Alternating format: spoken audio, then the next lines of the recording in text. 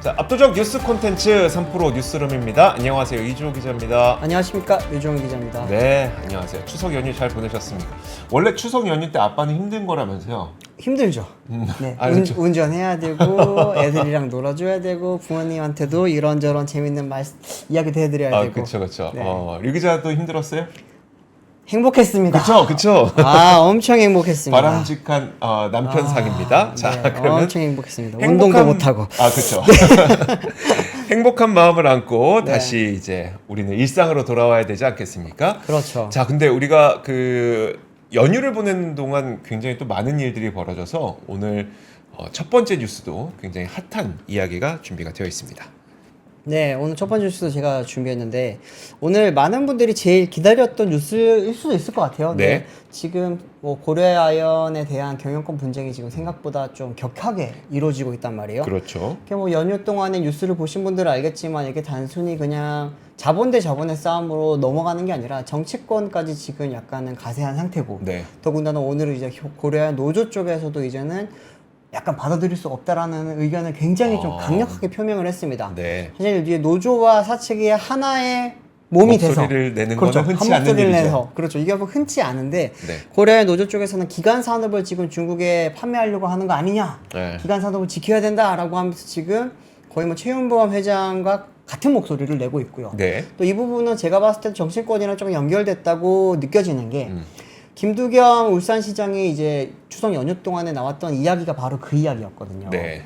이게 지금 예전에 그 SK를 지킬 때와 같은 마음으로 울산 시민들이 한 사람당 고려아연 한 주를 다 사서 우리가 다시 한 번 더 지켜야 된다. 이런 소보린 사태 기억나시죠? 네네. 그때를 좀 약간 좀 대입을 해서 이런 말까지 했는데 그때도 김두겸 울산시장이 했던 이야기가 MBK가 사모펀드이고 중국계 자본을 등이 업고서 들어왔고 이거를 뭐 중국계 자본을 통해서 엑시트를 하면서 이렇게 이익을 낼 거다라는 이야기를 했습니다. 근데 뭐 많이들 아시겠지만 MBK는 사실 순수 국내 자본 네네. 회사입니다. 네. 국내 사모펀드고 국내 사모펀드 중에 가장 큰 회사인데 이제 지금 운용하는 펀드의 이제 자금 구성이 어떻게 되어 있는지 저희가 아직 살펴보진 않았지만 거기에 중국 자본이 들어갔는지 안 들어갔는지는 아직 확실하게는 모르겠지만 네. 뭐 정치권에서는 약간 그런 이야기를 하다 보니까 이게 자본 대 자본을 넘어서 정치권 이야기까지 조금은 확산이 되는 모습이었습니다. 그런 가중이 이제 오늘 좀 많이들 기다렸던 거는 그럼 MBK 파트너스가 우리가 왜 고려아연을 살려고 하느냐라고 하는 그런 기자간담회는 오늘 긴급하게 어제 이제 지난주에 이제 예고를 하고 오늘 이제 열었습니다. 오늘 이제 롯데호텔에서 오전 10시에 열었었는데 주로 한 이야기는 이제 우리는 고려아연 일단은 매수죠. 네, 공개 매수 자체에 대해서 저는 실패할 거는 뭐 생각도 안 하고 있다. 그리고 이제 매각가를 올릴 계획조차 없다. 네. 그리고 우리가 사실 이렇게 들어온 이유는 지금 최윤봉 회장이 방만 경영을 하면서 고려아연의 실적이 안 좋아졌고 네. 주가도 안 좋아졌기 때문에 이 부분은 우리가 정상화를 시켜서 회사의 가치를 조금 더 높이겠다라는 게 오늘 MBK 파트너스의 주된 주장이었습니다. 네. 뭐 김강일 MBK 파트너스 부회장이 오늘 했던 이야기는 공개 매수 실패 시나리오 자체를 우리는 생각을 하지 않고 있고 최소치인 7% 지분을 충분히 확보할 수 있을 거다라고 이야기를 했습니다. 많이들 아시겠지만 MBK에서 이제 이야기했던 거는 공개 매수 가격은 66만 원이었고요. 네. 그리고 이제 최소 지분은 17% 그리고 최대 14% 이상을 지금 매수를 하는 걸 목표로 하고 있습니다. 근데 오늘 종가 보셨어요? 오늘 얼마로 끝났죠? 70만 원 넘었습니다. 70만 원이 넘은 상태이거든요. 지금 사실 지난주 금요일에 이미 넘었습니다. 네. 공개 매수 가격이 66만 원인데 그때 당시만 하더라도 66만 6천 원이 되면서 공개 매수 가격이 넘었으니까 사실 많이들 아시겠지만 공개 매수 가격 넘으면 공개 매수 실패죠. 실패의 가능성이 높잖아요. 네. 그 부분에 대해서도 오늘 이제 당연히 질의응답에서 나왔습니다. 그러다 보니까 이제 공개 매수 가격을 인상할 계획이 없냐라고 했고 사실 MBK 같은 경우는 예전에 한번 전력이 있어요. 네. 그 한국앤컴퍼니라고 해서 이제 예전에 한국타이어 네. 그 그룹사죠. 네. 근데 지주사를 그렇게 인수하는 당시에 그때 당시에 이제 공개 매수 가격 2만 원 제시를 했다가 네. 매수 가격이 확 올라가 버리는 시장 가격이 확 올라가니까 공개 매수 가격을 2만 4천 원까지 올렸다가 한번 실패한 경험이 있습니다. 네. 그러다 보니 이제 오늘도 이제 기자회견에서는 그런 이제 질문이 나왔는데 거기에 대해서는 이제 MBK 쪽에서는 우리는 공개 매수 가격을 인상할 계획이 없다. 네. 왜냐하면은 현재 지금 타겟하고 있는 기타 주주 중 개인 비율은 2에서 3% 남짓에 불과하다. 뭐 개인 투자자도 물론 환영을 하지만 기관 입장에서는 현재 가격도 굉장히 매력적일 것이라고 생각을 한다. 네. 기사에는 현재 최대 주주 측이 충분히 들어가 있지 않기 때문에 추가 선임 생각하고 있다. 이런 말을 했는데 이 말을 듣고 많은 분들이 조금 의아해했습니다. 애매하긴 하네요. 그러니까 네. 기관이라고 지금 시장에서 팔면은 70만 원 주는데 굳이 내가 66만 원에 MBK한테 팔아야 되나라는 생각을 기관도 할 거고 그렇죠. 개인도 똑같이 하고 있을 텐데 아니야 기관은 생각이 다르니까 66만 원을 매력적으로 생각할 거야라고 얘기하는 게 조금 이해가 안 되긴 하네요. 그렇죠. 시장에 지금 있는 사람의 입에서 이런 네. 이야기가 나왔다라는 게 다들 좀 의아해하고 있는데 그러다 보니까 지금 이 부분에 대해서는 조금은 아니란 생각이라는 그런 평가들이 많이 나오고 있습니다. 이제 또 오늘 또 여러 가지 이야기 중에 하나가 엑시트를 어떻게 할 거냐. 네. 엑시트죠. 사실은 사모펀드 같은 경우에는 원래 싸게 사서 비싸게 팔아서 차익을 남기는 걸 사실 주된 비즈니스를 하는 회사잖아요. 네. 그러다 보니까 이제 지금 같은 경우에는 공개 매수 가격 자체를 66만 원으로 했던 거는 그때만 하더라도 고려아연의 가격은 50만 원 초반이었습니다. 네. 그렇기 때문에 이 정도면은 충분히 메리트를 가지고 이제 우리가 66만 원에 매수를 하더라도 나중에 뭐 예를 들면 70만 원이나 80만 원이나 매각이 가능하지 않겠냐라고 봤던 걸로 보였는데 지금 66만 원만 하더라도 PER이 24배입니다. 네. 24배까지 올라가 버린 회사를 그것도 굉장히 제가 뭐 지난번에도 말씀드렸지만 무거운 회사예요. 네. 가격도 무겁지만 이게 지금 MBK에서도 이야기한 것처럼 기타 주주 비율이 되게 낮습니다. 네. 기타 주주 비율이 낮고 이 중에 대부분이 기관 투자자다 보니까 대부분이 장기 투자죠. 장기 투자를 하는 회사기 때문에 이게 엑시시 굉장히 어려울 텐데 이 부분이 어떻게 할 건지에 대해서도 지금 오늘 MBK 파트너스에서는 아직까지는 엑시트 이야기를 할 때는 아니다 라고 이야기했습니다. 이 부분에 대해서는 사실은 뭐 중국으로 다시 나중에 파는 거 아니냐 네. 이런 이야기가 많았었는데 그 부분에 대해서도 이제 우리가 다시 한번 말씀드리지만 중국에는 매각하지 않을 거다. 이 부분의 약속을 지키겠다. 만약 경영권 확보에 성공한다면 대기업이 가져가는 것이 바람직하다고 생각한다. 이렇게 이야기를 했습니다.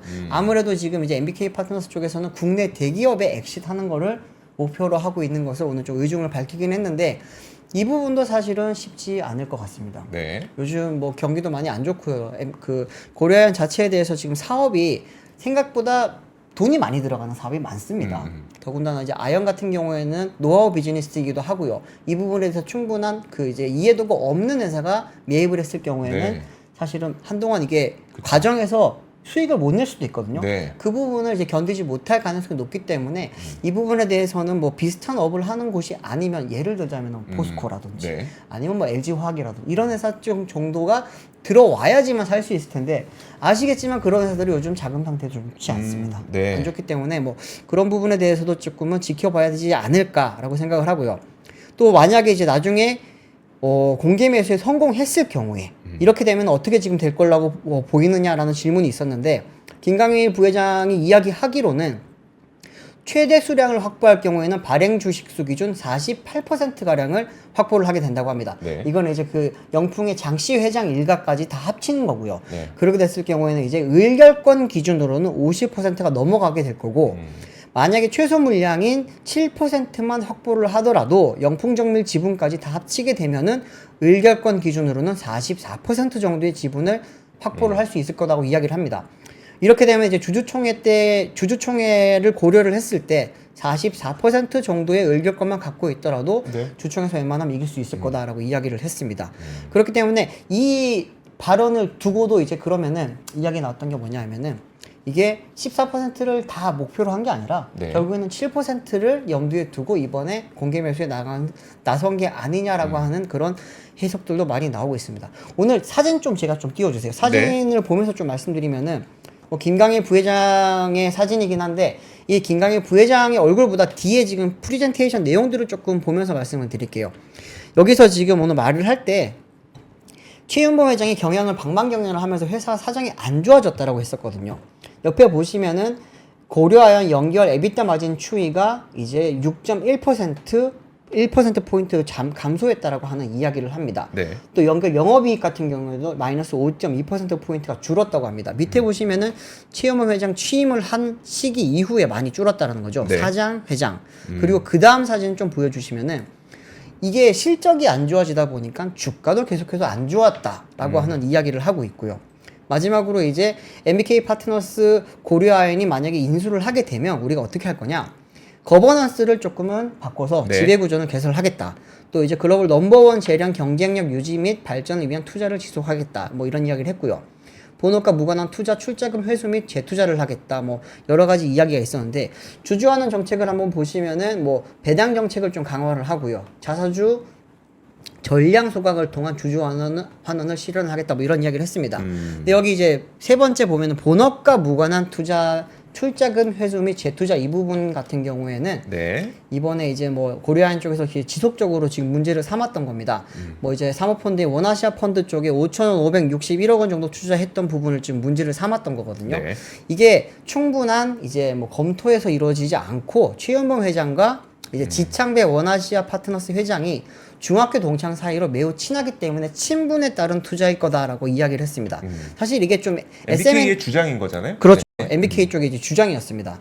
근데 여기에 대해서 고려아연 쪽에서는 당사는 풍부한 여유 자금을 활용을 해 투자 수익을 올리기 위해서 정상적인 경영 판단을 거쳐서 해당 사모펀드에 투자를 했다라고 이야기를 했습니다.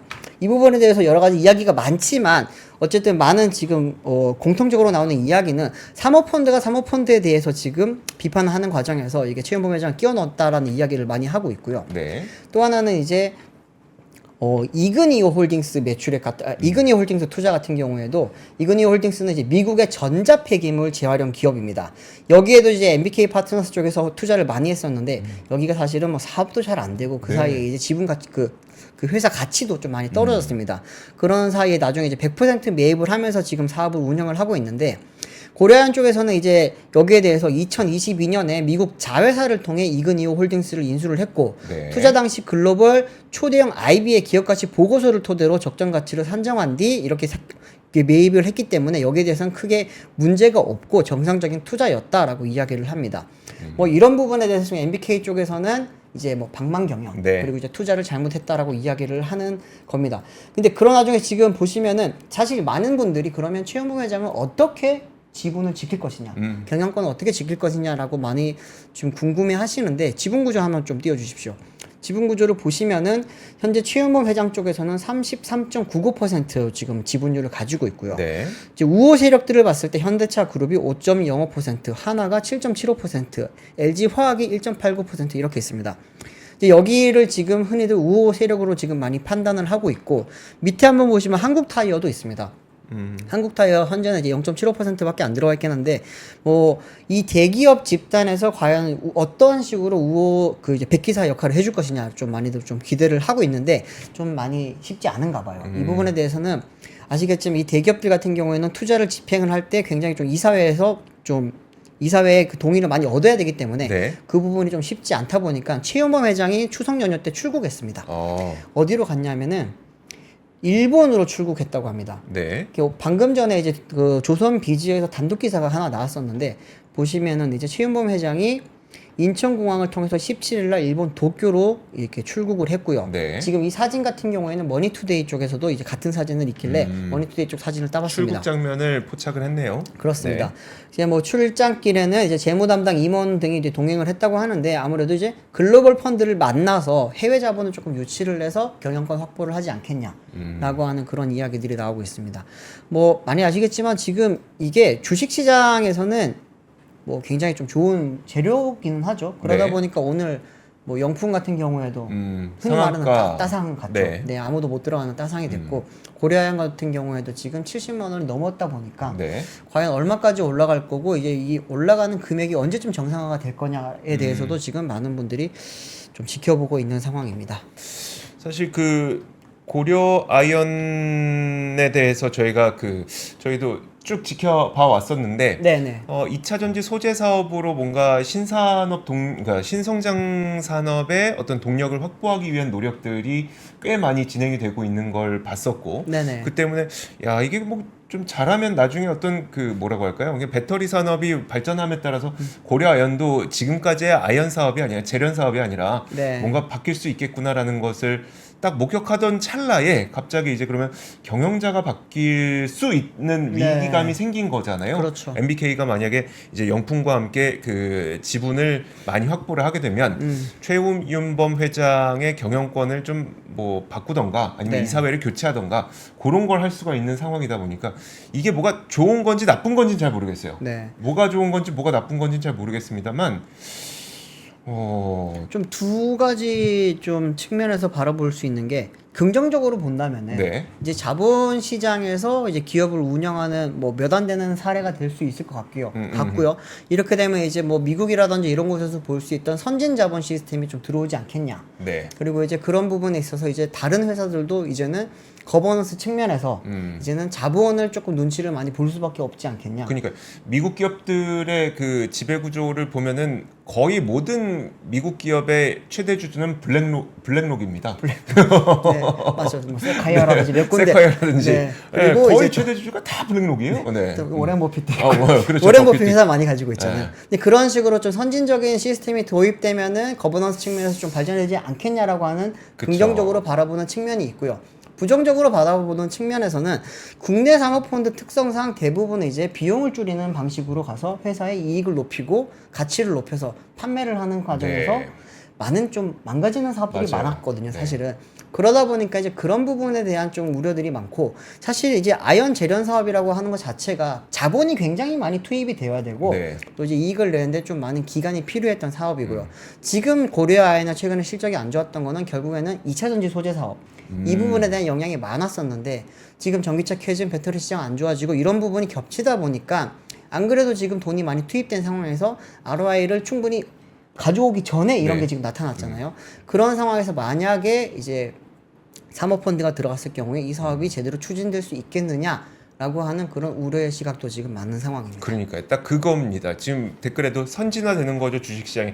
희망적으로 보면 그렇게 될 수도 있는 거고 진짜 네. 기업 소유와 경영이 분리된 그렇죠. 소유는 분명히 모든 그 저기 뭡니까 자산운용사와 그 다음에 이제 연금과 이런 곳들이 소유하지만 경영은 경영자가 굉장히 잘하는 전문 그런 경영인이 전문 하고, 경영이 하는 그런 희망적인 상황이 될 수도 있는 거고 류종훈 기자가 방금 얘기해줬던 것처럼 아니 혹시라도 사모펀드가 네. 막 구조조정만 해갖고 그렇죠. ROE 엄청 높여놓은 다음에 ROE 높이면 이제 기업 가치는 높아지니까 네. 높은 가격에 그냥 팔아버리게 되는 기업은 망가졌는데 가치 높여서 팔아버리게 되는 이런 일이 발생하지 않을까에 대한 우리의 어떤 과거의 기억들 그런 게 네. 있어서 좀 그래요. 그러니까 한번 지켜봐야 되겠죠. 아직까지는 조금은 지켜봐야 되는 상황으로 보입니다. 네. 알겠습니다. 자, 다음 뉴스 한번 보도록 하겠습니다.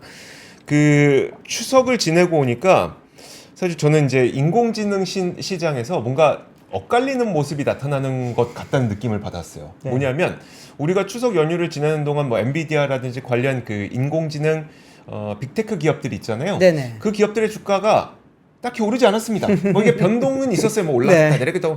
근데 딱히 변하지 않았는데 딱 추석 끝나고 오자마자 분명히 최전선에 있는 인공지능 반도체 기업들은 움직임이 별로 없는데 네. 인공지능 인프라 관련된 전력 기업들 있잖아요. 네네. 그 기업들이 오늘 엄청나게 크게 오르더라고요. 그래서 그랬나요? 이게 좀 뭔가 움직임이 달라졌나라는 생각이 드는데 네. 일단 뉴스는 이런 게 나왔습니다. 블랙록 우리 방금 말씀드렸던 그 블랙록 네. 세계 최대 자산운용사 블랙록이 마이크로소프트와 손을 잡고 40조 원을 투자해서 AI 인프라를 구축한다라는 뉴스가 있었습니다. 그 외신들이 보도한 바에 따르면 블랙록, 마이크로소프트, 아랍에미리트 정부가 이 기술 회사 MGX를 설립을 했어요. 그래서 거기에서 글로벌 AI 인프라 투자 파트너십을 출범해서 네. 약 40조 원 이상의 규모를 펀드를 조성하기로 했습니다. 그리고 이게 지금은 40조 원인데 나중에 그 조금 더 모아서 최대 130조 원까지 펀드의 규모를 키울 예정이라고 네. 그런 외신들의 보도가 나섰습니다.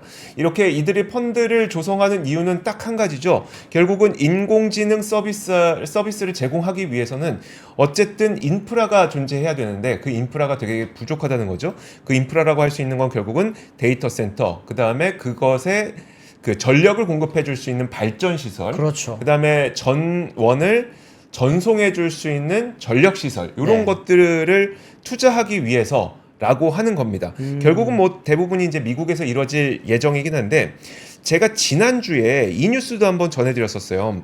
엔비디아와 오픈 AI가 백악관에서 만나서 네. 정부 관계자들과 함께 대규모 AI 인프라 수요를 해결하기 위한 방안을 논의했다라는 소식도 전해졌다고 맞아요. 얘기를 했었어요. 그게 이제 9월 13일자 뉴스였었는데 연결되는 겁니다. 그러니까 그때도 제가 말씀드렸던 것처럼 우리는 그 데이터 센터와 관련된 이미 주가의 흐름을 많이 경험을 했고 네. 그다음에 그 반도체뿐만 아니라 전력기기의 주가도 막 올라가다 보니까 야 데이터 센터 이미 많이 졌고 그다음에 그 데이터 센터에 필요한 전력기기도 이미 다 들어갔나 보다 생각하고 있지만 네. 실상은 아직 안 들어갔거든요. 그쵸. 지금 이제 TF 만들어서 이제 막 그러면 데이터 센터와 관련된 전력 인프라를 설치하겠다는 논의가 있는 거고 네. 인공지능 그 지금 블랙록하고 마이크로소프트도 야 이제 좀 우리가 인프라 좀 만들어야 되겠다라고 해서 대규모 투자를 지금 받고 있는 단계이기 때문에 네. 아직 시작을 안 했다고 보는 게 오히려 맞을 것 같습니다. 네네. 근데 제가 지난주에 이거 딱 뉴스 했더니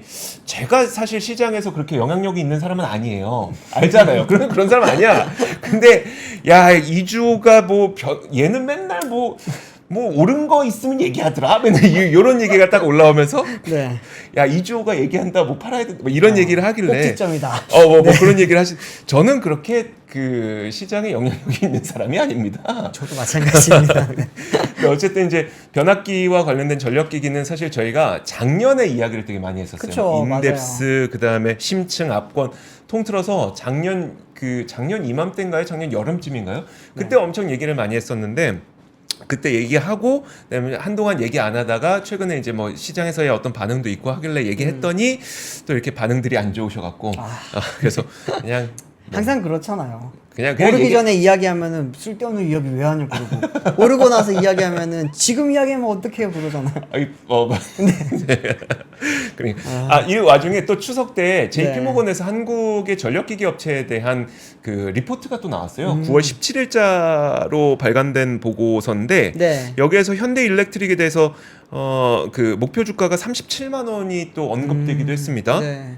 여기서 나온 얘기들 대부분이 재생에너지 개발, 또 교체 수요, AI 때문에 생겨난 전력 소비 이런 것 때문에 결국 초과 변압기가 굉장히 많아질 거다. 우리가 흔히 알고 있는 그 얘기가 똑같이 나오고 네. 있는 겁니다. 그런 가운데 여기에서 그러면은 그 납기 시점에 맞춰서 고품질 변압기를 납품할 수 있는 국가가 어디인지를 전 세계를 뜯어봐도 사실 한국밖에 없더라. 대한민국. 네. 왜냐면 뭐 지멘스라든지 GE라든지 이런 기업들이 분명 초고압 변압기라든지 이런 거 다 하는 굉장히 전통적인 기업은 맞긴 맞는데 거기에서 일할 사람이 없다. 그쵸. 일할 사람 없어서 본사를 다 막 캐나다랑 멕시코로 넘겨놨는데 캐나다, 멕시코도 마찬가지로 일할 사람 없는 건 마찬가지고 네. 그나마 우리나라에서는 어떻게든 이거 지켜내려고 이제 그 갈아 넣어서 다 만들고 있는 거라서 네, 맞아요. 납기도 만들고 기술력도 좋고 그다음에 고객사가 원하는 그 스펙까지 다 맞춰주는 국가는 전 세계에서 한국밖에 없더라. 네. 그 ABB라든지 뭐 맞아요. 지멘스, G 이런 데는 사실 비쌉니다. 아 맞아요. 그게 비싸요. 물건값이 굉장히 비싸다 하더라고요. 그러다 네. 보니까 이제 미국 기업들이 많이 선호하는 게 한국은 웬만하면은 품질은 보장이 되는데 가격은 걔네보다 훨씬 싸다. 맞아요. 거기다가 직원들이 납기를 잘 맞춰줘. 그러니까요. 좋아할 수밖에 없다고 하더라고요. 네.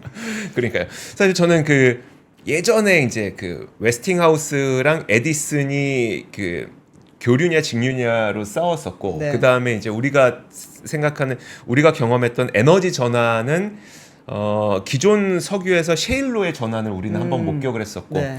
저는 이번에 전환이라는 게 에너지의 전환이라고 하는 게 되게 큰 하나의 그 전환 트렌드로 보이거든요. 그렇다면 이거는 그냥 그러니까 뭐 몇 달짜리 테마성 움직임이 아니라 네. 굉장히 오랫동안 지속될 만한 어떤 산업의 구조 변화라고 저는 생각을 하고 있기 때문에 네. 이런 부분들은 그냥 뭐 주가의 흔들림은 분명 있을 수 있겠습니다만 굉장히 꽤 오랜 기간 동안 우리가 지켜봐야 될 산업이 아닌가라는 생각이 듭니다. 이 전력기기와 관련해서는요.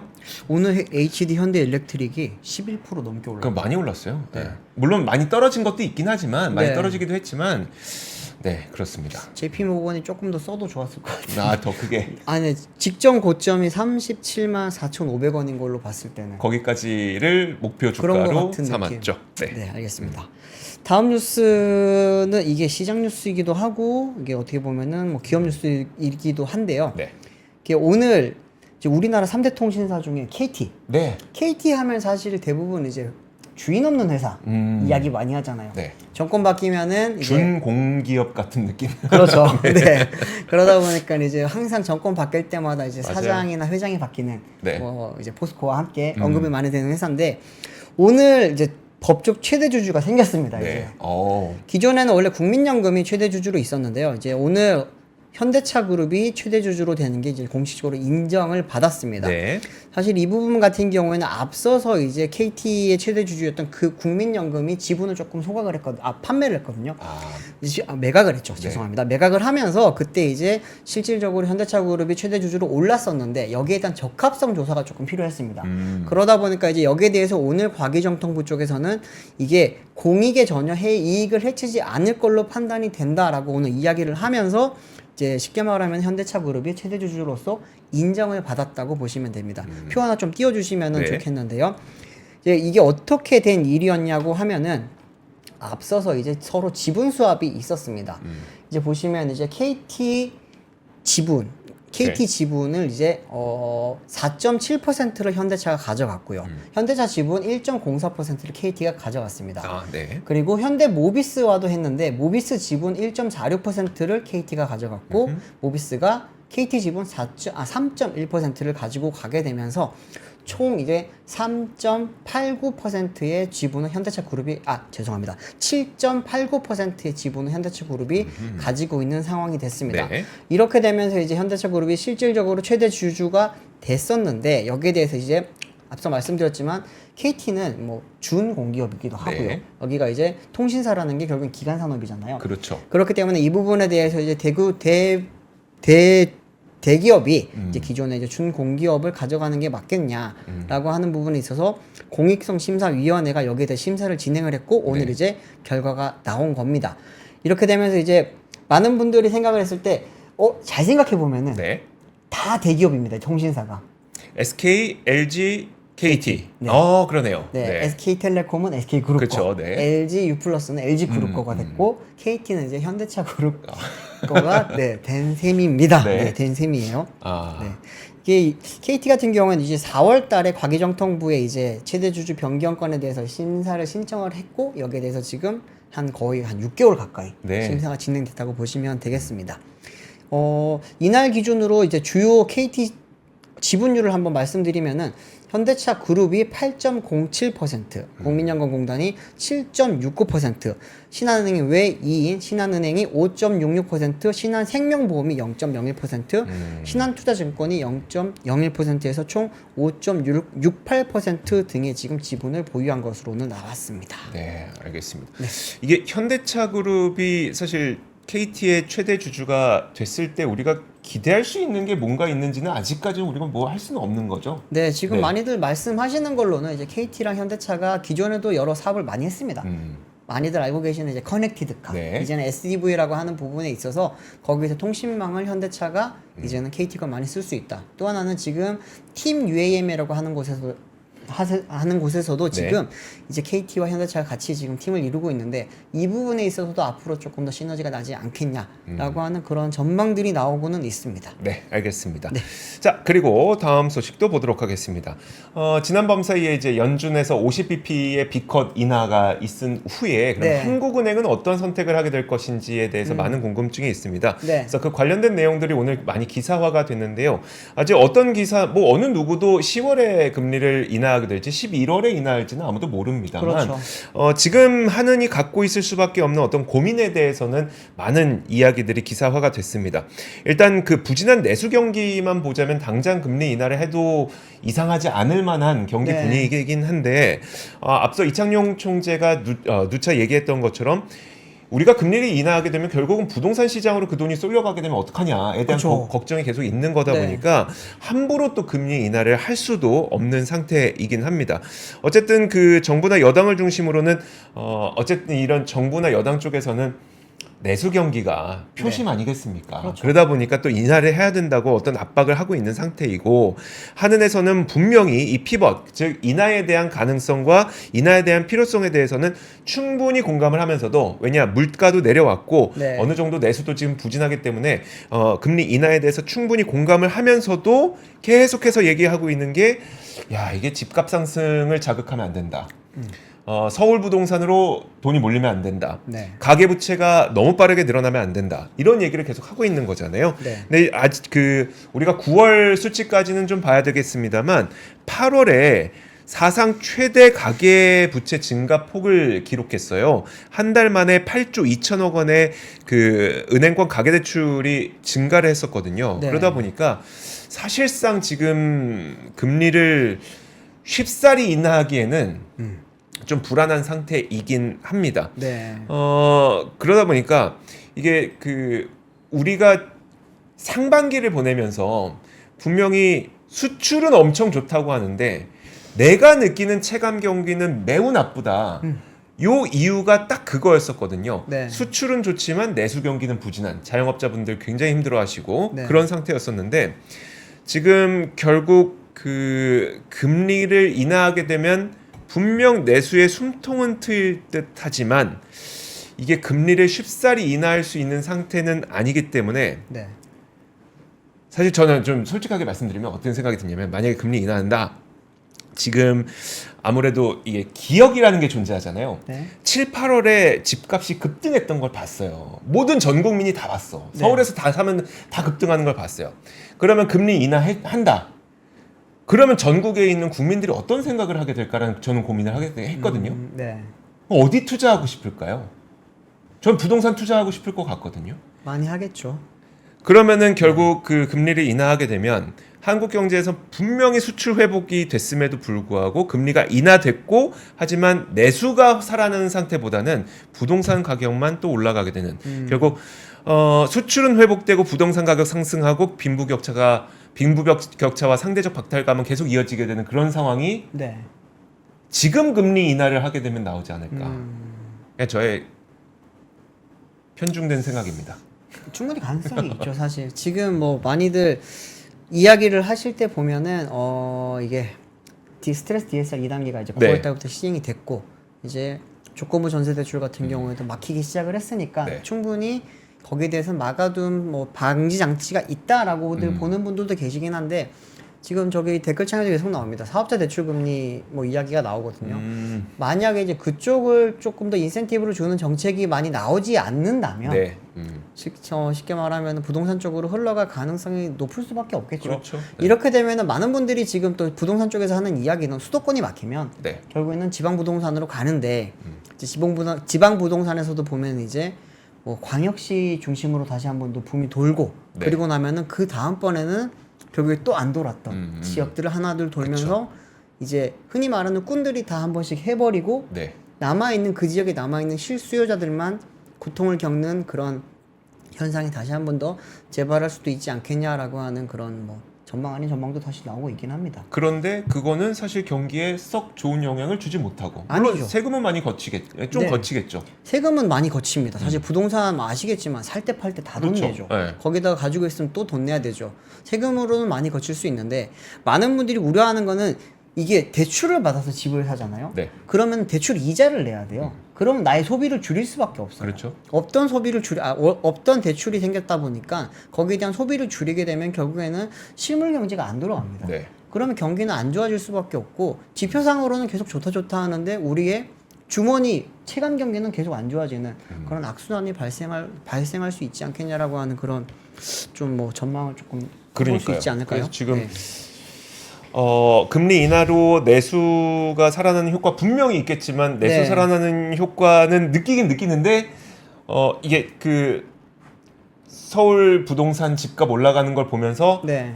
박탈감은 더 커지는, 그리고 빈부격차는 더 커지는 네. 그런 상황이 일어나지 않을까 걱정됩니다. 네. 그렇습니다. 그리고 다음 소식도 한번 보죠. 다음 소식은 오늘 자동차 수출 동향이 나왔습니다. 네. 산업 동향이 나왔는데, 산업통상자원부에서 발표한 오늘 자료를 보면은 이제 8월달 자동차 수출액이 51억 달러를 기록을 하면서 작년보다 소폭 감소했습니다. 한 4.3%가량 감소했다고 하는데 표를 좀 띄워주시면 거기를 보면서 말씀드리겠습니다. 네. 올해 1월부터 8월까지 누적 수출액은 이제 474억 달러로 1.3% 지난해 같은 기간보다 많았지만 8월 달에는 좀 줄었습니다. 8월 보시면은 친환경차 수출 같은 경우에도 이제 6.6% 줄었고요. 네. 무엇보다 부품도 줄었습니다. 올해 보시면 친환경차 부품이 계속 안 좋아요. 자, 그러다 보니까 이제 친환경차 쪽에서 어디가 안 좋냐라고 보니까 전기차가 좀 많이 안 좋았습니다. 다음 표를 한번 좀 넘겨주시면 좋겠는데, 네. 보시면 이제 친환경차 전체 수출량이 8월달 보시면 2.9% 증가했습니다. 그런데 이제 전기차 보시죠. 전기차 45.8% 감소했습니다. 반면에 하이브리드는 많이 늘었어요. 61.9% 증가하긴 했지만 네. 전기차가 굉장히 많이 줄었고 또 하나는 플러그인 하이브리드도 37.3% 감소했습니다. 이렇게 되면서 이제 8월달에 좀 많이 안 팔리면서 해외 시장이 많이 안 팔리면서 좀 여기에 대한 직격탄으로 수출액이 좀 많이 줄지 않았냐라고 하는 이야기가 나오고 있습니다. 네. 전기차만 안 팔리는 게 아니에요. 네. PHEV도 안 팔리는데 여기는 두 가지 원인이 있었습니다. 하나는 이제 8월 달에 기아 공장이 네. 기아 이제 흔히 말하는 소렌토를 만드는 공장이 이제 리뉴얼 들어갔습니다. 그러다 네. 보니까 생산량이 많이 줄었었고요. 또 하나는 해외 시장에서 국산 PHEV가 크게 좀 경쟁력이 없습니다. 이제 우리들이 많이 알고 있는 PHEV 대부분은 한번 충전하면 뭐 네. 70km, 80km 갈 수 있으니까 뭐 출퇴근은 전기차처럼 쓰고 주말에 탈 때는 이제 내연기관처럼 탈 수 있다라는 게 PHEV의 그런 개념인데 국산 PHEV 차들은 지금 한 3, 40km밖에 못 가거든요. 그러다 보니까 해외에서 큰 인기를 많이 못 누리고 있는 점도 이 부분에 좀 영향을 미치지 않았을까 싶습니다. 네, 알겠습니다.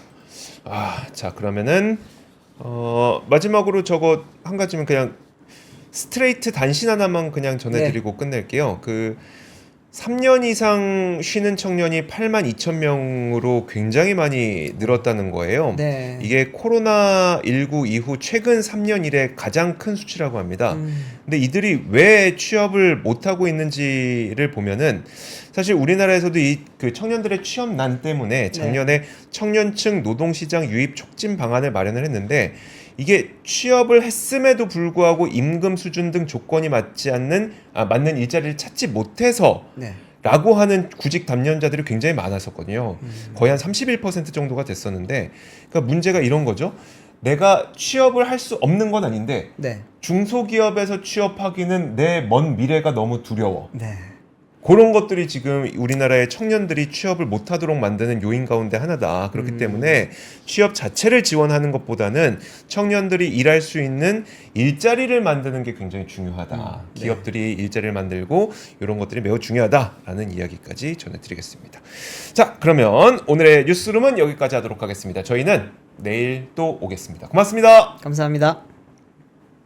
박근영, 이선영, 사경인, 염승환 투자 마스터들의 세심한 케어로 건강한 투자 습관을 만드세요. 3프로 멤버십 3프로 앱에서 확인하세요.